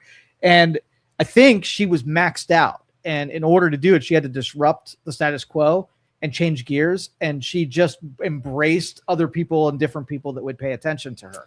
And I think it was a bad move on her part, because it felt kind of slimy the way that it happened. I thought it was just me. I kept trying to question myself. Am I putting bias on this? Am I putting bias on this? When she went on this whole campaign of, I'm going to read these names, I'm going to do this, give me the names, I'm announcing. To me, it felt very self-indulgent. Like she was doing it for her own attention. Yeah, but that's the game of politics. Yeah. You do a lot of self-interested things because you have to stay around getting elected and get stuff done. And it's a rough one because the sliminess in it, I just feel like, anyway, let me move on from that. Jerry says, I believe he figured out that politics at that level is very trying, and he most likely didn't realize the automatic target he became by accepting the position. He may just feel that after a year he had enough, or felt he did enough. Yeah. And that's when you're a hardliner and you take opposition, like there aren't very many hardliners that are in politics, because in order to get elected, you have to not piss people off, right? You have to make nice with everyone. So if I have a public argument like they do in politics, the enemies list that you create gets so vast that nobody wants to work with you. The hardliners get to that point faster than people who are more neutral. Like you have Rand Paul, and who's a dude that was speaking last night. But anyway, these midliners that you're like, oh, he's going against the president right now. They're voting against this bill. That's going to make the president pretty angry. And I'm like, that's super valuable, because he can play that he can be nice when it makes sense, and he can be a critic when he doesn't make sense. I have respect for that. Yeah. Hardliners, they're in an agreement stature all the time. So they can never even disagree. So you get pigeonholed. Oh yeah. We see all the time these videos that are now coming out, like things the Democrats said years ago when it was Clinton or Obama or whatever. We need to do this. We need to do this. We need to do this. This makes sense. This is the right answer. And now that Trump's saying it, they're just, oh, well, we can't do this. We shouldn't do this. We shouldn't do that. It's like you're just playing to your side instead of what should be done or what actually makes sense. Julie says, this may come as a surprise to you, but I have been a card-carrying NOW now. Something participant since high school, no indoctrination. Something about what's now stand for? I think National Organization of Women. Is that it? I would say it was something with feminism. No indoctrination. Women that try to dominate are then called a bitch. How do you feel about that? That women men are leaders, women are bossy. What does it matter? I think it. Have you ever been around men and what they call each other? Have you ever done that? You're okay. So here it is. The feminine aura that walks into a room. Agreeableness, kindness, and politeness. If you're in a room with all men, they are brutal with each other. So it's like the women say, hey, let's get into this environment where everybody's really cutthroat and mean to each other and whatever. But I want to be treated different. I want a kinder version. So you're either going to inject kindness into a male-dominated deal, and now the men have to behave a certain way and say different things and not to hurt feelings and get people's dander up. So I think it's congruent. You being called a bitch means that you're called the same things that everybody else is. So you're saying by doing that to women, you actually are being inclusive. That is being included. It's not like you're separating them and we're all buddies. It's we're treating you like we treat each other. Men don't compliment each other when it means we're competing against one another. You want bitch is not the worst word you're going to be called if you were really getting a full dose of what it means in being in a competitive environment. But if we feminize these deals, they become different. I don't want feminized business at all. So if a woman has this sort of hypothetical image in her brain of the boys club and everybody's sitting around hanging out and being chummy and making deals with each other because they're buds, and here comes a woman, you're a bitch, get out of here. That's not accurate. It's we are also calling each other names. Yeah, before you got there, it's like, Dick, you're stupid. Get out of business. You should quit tomorrow. You should probably off yourself. And then the woman's like, hey, guys, you're a bitch, and you should also get out of here. You just got a dose. Yeah. Interesting. Yeah. But a lot of that testosterone and that aggressiveness is why business happens to the full levels that it does. So if you started taking maybe some hormone, testosterone, maybe you can throw it back instead of being mad that they called you the B word or the C word. God forbid. If the C word gets levied, then now is going to petition the state to have someone executed. So do you be honest? Yeah. Be honest, Joe Danyi. I'm ready. If you're hiring for a position, yeah, you see two applicants of the same age. One's male, one's female. That's all you know about them. Do you feel differently in any way, shape, or form? Yes. And I have even caught myself during interviews that I am far more delicate and understanding when it's a woman, and I am way harder on men. Way harder. It is so, and I don't know why I do it. I think it's my protective nature where I just love women. I think they should. You see them as like the more delicate species. So because every once in a while a girl applicant will say something to me and I'll respond whatever. And I'm thinking, if a guy ever effing said that to me, I would not hire them in 2 seconds. But I'm almost more adopting when a woman says it because I'm more caring and compassionate to them. Do you have an example? I can't. It's real people, so I can't. Okay. So is it something being said about their personal life or their work experience? Both. Yeah, there's been examples where, I want people who, like, when they hit pressures that they don't buckle and fall down. And so I want to hear someone who are like, hey, if you came into an office and somebody started screaming at you that their computer's not working, can you compartmentalize and take the emotion out of it and just work on the job and be able to get through the day without that wrecking everything you had lined up for that day? If the guy's like, yeah, I don't care, I'll tune it out, I'll be fine. I hear that shit all the time. I'm used to that kind of stuff, right? If I said the same thing to a girl, if somebody started screaming at you, I'd almost be like, if they scream at you, you tell me, I'll kick their ass. It's a different engagement. And why do you feel that way? Because I'm protective. I celebrate women. So when would you tell somebody decompartmentalize, let it roll off your back, or it's time to stand up for yourself and you don't take that shit?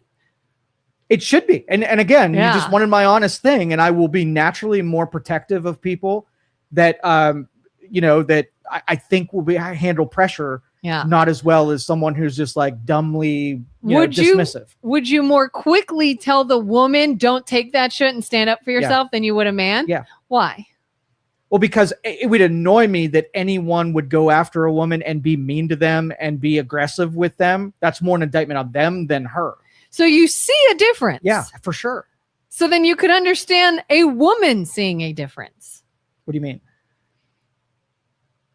When you said that there's that it shouldn't be, oh, it's just because they're a woman that, we still treat them differently. There is no difference. There is equality. Right, there is whatever. Okay. If the woman was, if I said, hey, you come into an office and someone starts screaming at you, how are you going to handle that? I want to make sure that you don't buckle. And she's like, oh, I can handle that. I've had brothers all my life and we'll tackle. I'd say, boom. What do you consider to be buckling? Buckling as in not able to continue on because what you just experienced was too overwhelming. I'm done. I'm out. Yeah. If you can't handle that pressure, you are going to buckle. What if they said, I'm not so upset that I have to leave. I'm choosing to leave because I choose not to work around this.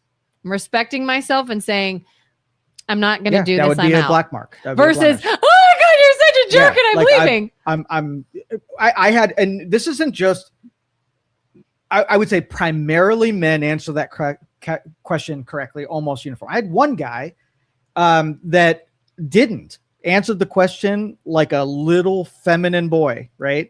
And I felt the same way. So? What did he say? He said, I'm not going to quote. I'm going to make up a paraphrase. I'm not even paraphrase because I don't want to connect it to the actual person. I'm just going to use different nouns and verbs. He said something to the effect of, let me just jokingly, because I don't want to say that about this person. If their cat died, they would just take the whole rest of the day off. So I was like, okay, you're going to buckle in 2 seconds because the pressures are way bigger than your cat departing. If you're that emotionally connected with things and you're disturbed by things that are hard to handle and you're going to call off the day because of it, you're never going to make it 2 weeks here. And it's just an indication not strong enough emotionally to survive in this industry. When my dog died, I was a wreck. Yeah. For days. For sure. You see that as a weakness. It is a weakness. A weakness in a situation they are about to enter or weakness in general? Whatever their dependency is. So do you want your surgeon to be weak? If he gets stressed out, let's just say he goes and meditates for a half hour and it gets hard and he's, scrapes an artery and he starts bleeding and he gets stressed out. Do you want to be on the floor in his meditation or do you want him to push through it and come through for you? Which one? Obviously, I don't want my surgeon to slip because he is emotionally distraught. For sure. When there's a dependency, but you need someone who will come through when there's pressure. But if somebody said to me before the anesthesia, yeah, we're about to knock you out. Now I just feel so bad. Dr. Smith just had to put his dog down. I'd be like, whoa, let's reschedule. Right. But we're saying real world things that are happening. You have to line the emotional fortitude with the people that are about to experience the pressures of a job or a responsibility. And there are times where it's like, I'm going through something right now and I've got to suck it up. Like a soldier just saw something horrific right next to them. You can't stop. We're not talking about the right thing. But I'm saying there are examples that you have to quell something and move on. And there are examples that you don't. Or you could just have the characteristic, either you have it or like you're not going to tempt a characteristic if you're emotionally have weakness and you're in an industry where you're going to hit emotionally charged things. You're not the proper person to handle that. That's what I'm saying. Right. We're kind of saying the same thing. Yeah. if you're going into a situation, an industry in which you've got to be able to suck it up. Right. That's different. Exactly. If you're in a situation that you're like, you know what, I'm emotionally distraught right now, and it's not going to derail anything if I go and like freak out for a minute. If there's not a dependency where there's not hell to pay for someone because you couldn't handle it, I'd rather know that beforehand. Like I'm really afraid of the dark. There's certain places I wouldn't send you because I know you're going to run in the dark, and I want you to be able to do it in spite of being afraid of the dark. What about the applicant that would say, well, I would need a minute?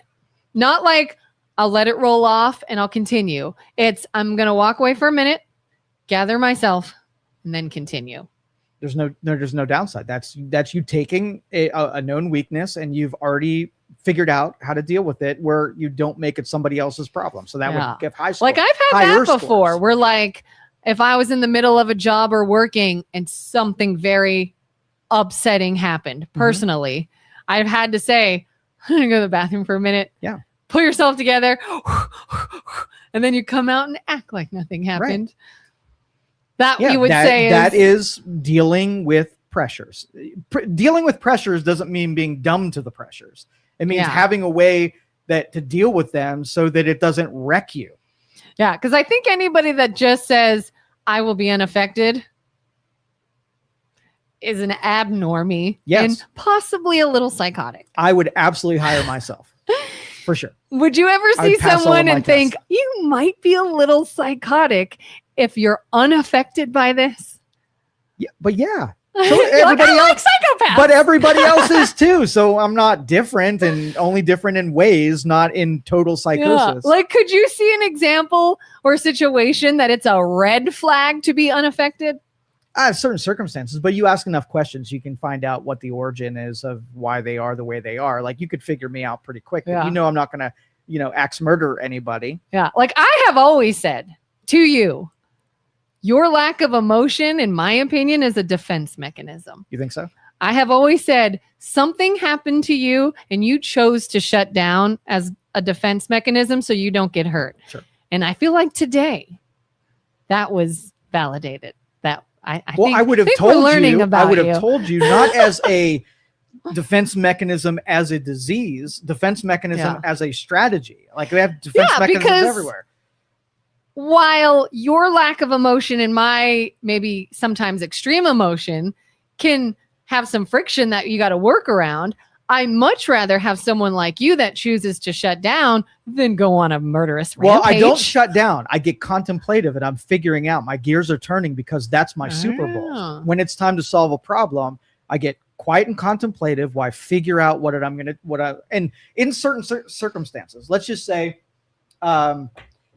this actually happened to me, and I don't want to tell on them either. We had so many good examples, but I think they're watching. They're not watching. But still, I put it out there, and I always feel like these are human beings. They're not here to defend themselves, and my account might not be. But we don't know who they are. It could be a made-up situation for all we know. Yeah, but the context clues can't give it away, so I can't even. But anyway, let's just say, would you rather, in a really bad situation, would you rather have me or you there if it meant your survival? It depends on what the situation calls for. There are some where I'd be like, Joe, I need you to handle this. And then there are some where you might want a different tactic to handle it. Okay. If it was strategy and if your life depended on it and it meant true contemplation, you would want me on it. Quick contemplation. There's a million scenarios where if I had an emotional reaction and flipped out, I would have wasted the time where you could do something about it. And because I didn't go into an emotional state, I went right into a logical. I solved the problem even before it came to a problem, and I got us out of it before the other person would have even got to the to worry about it. Oh yeah. I mean, there have been times where I'd be like, Joe, you're gonna have to take the lead on this. Yeah, because I'm going to get emotional. But that's my strong suit, and I've developed that as a strong suit. Yeah. You call me a psychotic because I am that way. No, I'm saying it's a superpower. It can become psychotic if you go on a murderous rampage. Yeah, it's not. It's a developed skill, and that's my superpower. Like I've always said, I don't like that I get emotional in certain situations, and if I could tap into being more like that, I would. Like, I'd be like, man, this situation, it'd be really great to think more like Joe right now. I wish I could think more like Joe because I know me and I am going to sabotage myself if I don't act like Joe. Mm-hmm. And then there are certain situations where I'm like, don't be Joe right now. Let me do this. Yeah. Because we got to smoosh this situation. Mm-hmm. Smoosh. Muscle. Ooh, Jersey Joe. Yeah. Joe, when you go to a large group meeting, do you sit in the back or sit in the front of the room? Good question. Big meeting. To a large group meeting, do you sit in the back? Well, or you sit all in the right. front? If I don't want to be there, I sit in the back because I can escape without being I noticed. was thinking that. That's what you But would do. if it's something I'm interested in, I'll sit up front so I can hear better. So it's really not, it's not what you feel you're bringing value wise. It's your interest level. Yeah. You're like, I bring value. I got that. It's Right. just, do I care enough to listen or am I like, I have to be here and I'm going to jet as soon as I leave? Yeah, but Jerry, I'll probably be on the stage. That's where I'd prefer. And I don't have to worry about where I sit. You're like, I'm in front of the I'm podium. leading the meeting. I'm behind I am the the podium. meeting. I love it. Julie says, got him, Kelin. That's when we were talking about the feminism and women being different. And then didn't you get said you nothing. also You feel didn't different. get nothing. That's the first It's a time good in my life. conversation. First Good time in my life, conversation. Joe was like, okay, Kelin, I see your point. You didn't admit it, but we all In saw my it. brain, I put a little check mark, Well, a tiny one you're in like, that box. Half a check for Kelin. Really versus erasable check. 100 trillion for Joe. Yeah. There are situations that require empathy and emotion. I would vote for Kelin. I would too. Yeah? I would. We need more Kellins out there. We really do. Aw. It's guys. No. You just ruined it for me. Now I voted against you. I voted for the turd. He hates me. Do you remember that South Park episode? That sounds turd familiar. sandwich? No, I did not. The douchebag and turd sandwich. I've not really watched a lot of South Park lately. This is a while ago. This is probably during Oh. Trump's first run. They were contemplating if I'm going to vote for the turd sandwich or the douchebag, and it was relative to Who was the turd sandwich and who was the douchebag? I don't know. Who was it? Who would it have been? Who would he run against in his first term? Wasn't it? Oh, it was Clinton, Hillary, and then Biden. Maybe I don't know. I think. Was I don't know. Was she the douchebag and he was the turd sandwich? I don't remember. Maybe it was longer ago than that. I don't know, but that's disgusting. It's disgusting. Yeah, and if I were in a bit, Julie says the situations require empathy. If I were running a nursing facility, right, and bedside manner or connecting with patients or whatever, and I was interviewing the same person, my line of questioning would be different because I'm not preparing the person I'm about to hire with their ability to handle pressures and be dead to the world and get the job done anyway. It's going to be, I have a person in front of me and I've got to have pressures, but my empathy has to come out when those pressures come out. It would be a different line of questioning. That's why the meritocracy and the truth about things is that I'm not bashful about saying that some people are good in one capacity and some are others, and one's not better than the other. That's where cooperation between people means that we marry up with people, not just in a, husband-wife type of thing, but we marry up with people of equal but opposite strengths of us. And that's how we're able to get a lot of things accomplished.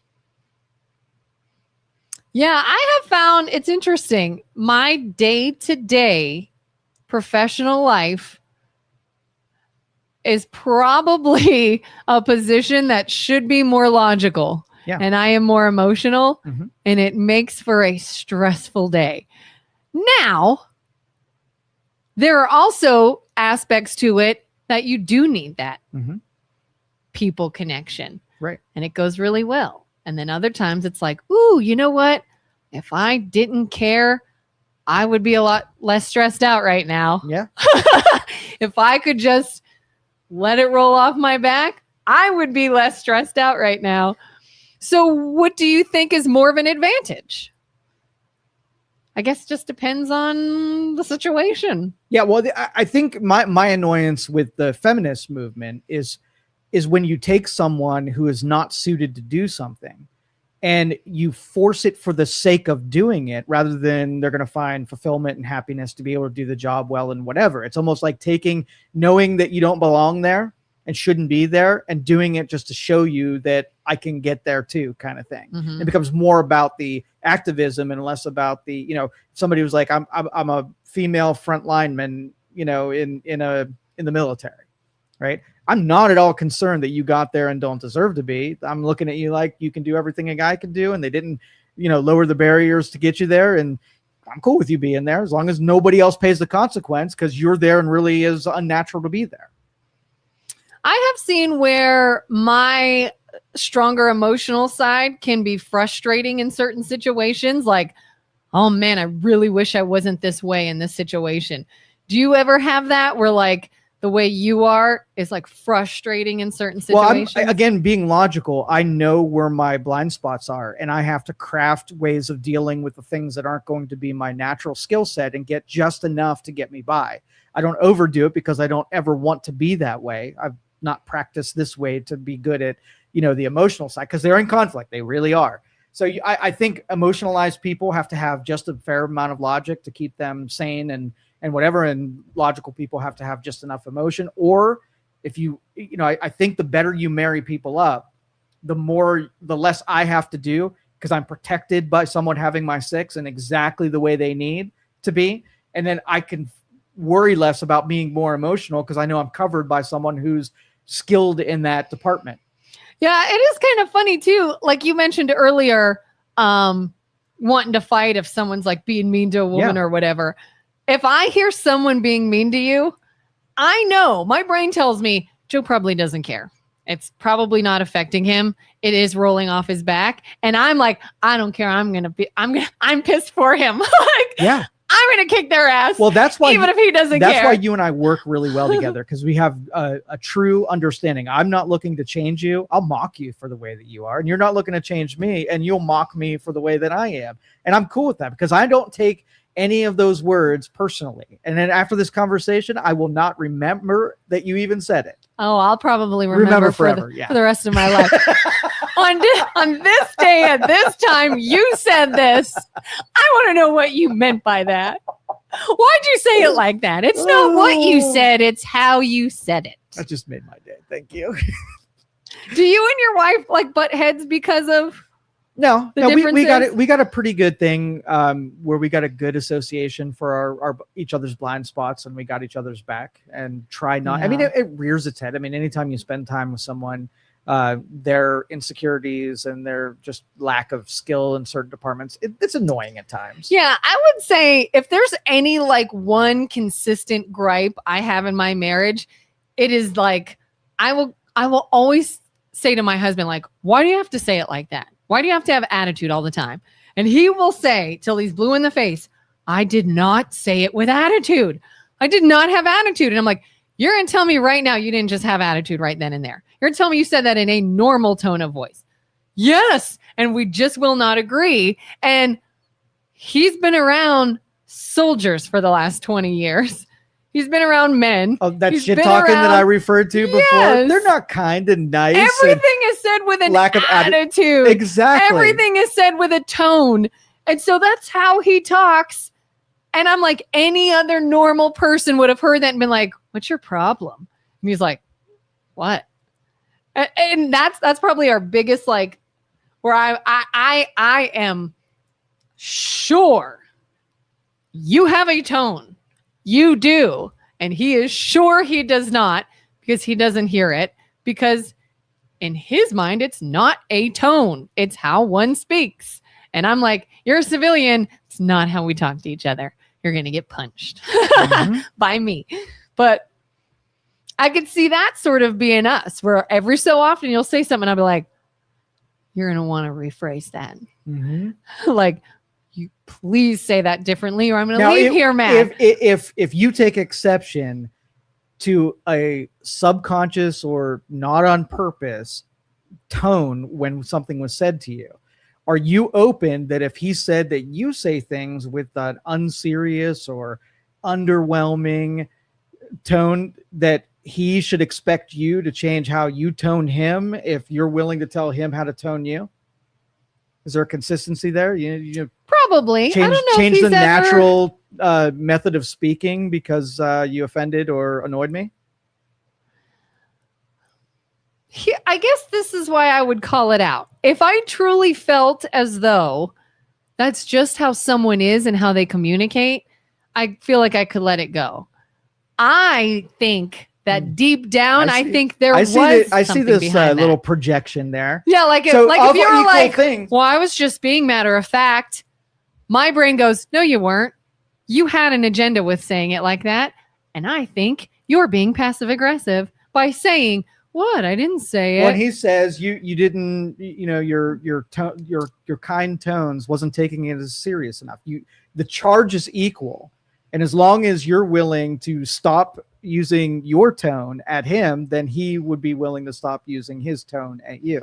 But if you're unwilling, if you're like, mine's the better one and you should do more like me, then that's not like a compromise between two conflicting pieces of information. I do think you could say, when to me, it sounds like this. And then the other person could say, okay, well, I'll keep in mind that when I'm communicating to you, I need this type of inflection, or I need to just quill use this that type same, of inflection. if you negotiated that, I don't like when you say it, it doesn't feel like you're taking it serious. And you would swear, no, I was taking it serious.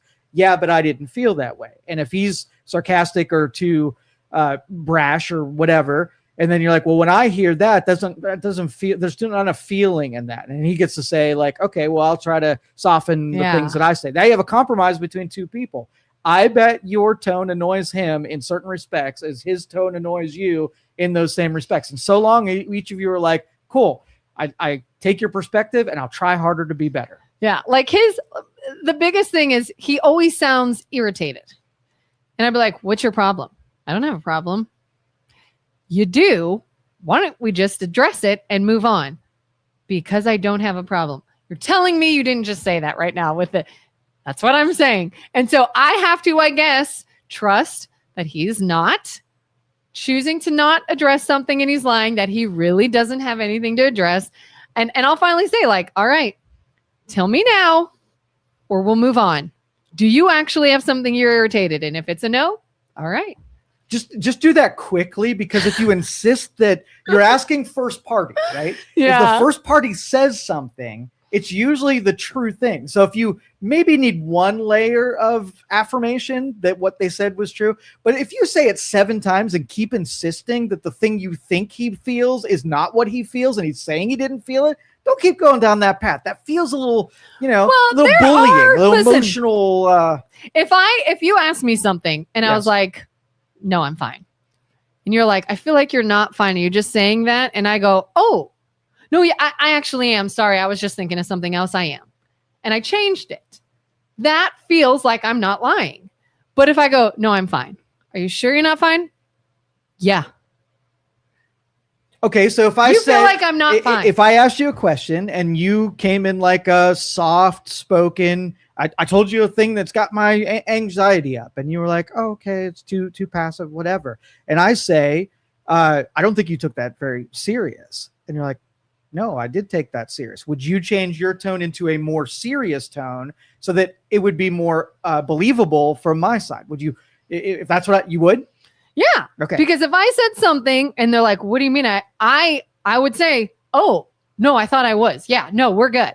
I changed it. Okay. Whereas if you said, what, but you do sound mad. I'm not mad. I didn't change anything. Okay, what would it sound like? Give me an impression of him saying, no, I'm not mad, in a tone that would make it believable that he's really not mad. Would it going up a couple octaves? No, probably. I'm not mad. Like, if he was like, no, I'm fine. You sound not fine. Oh, no, I am actually. Yeah. Sorry, I was thinking of something, but I am. Yeah. Teach him a little bit about what the tone should sound like. Maybe some practice, some responses, do some role playing. It might lead to other things. But people naturally do that. It does happen. So in a situation that it doesn't happen, now I'm like, now I know you're lying. You're not fine. Just say, I don't want to talk about it. Don't lie and say you're fine. Just say, I don't want to talk about it. This feels like a defense mechanism. Who hurt you? The world hurt me. Carter says, good show today. I will have to retool for tomorrow. Thank you, Carter. And yeah, he's not in the military now, so she's not wrong. Not wrong. Not saying anything. Ever. Not saying anything. I'm never wrong. This has been fun. Let's get out of here.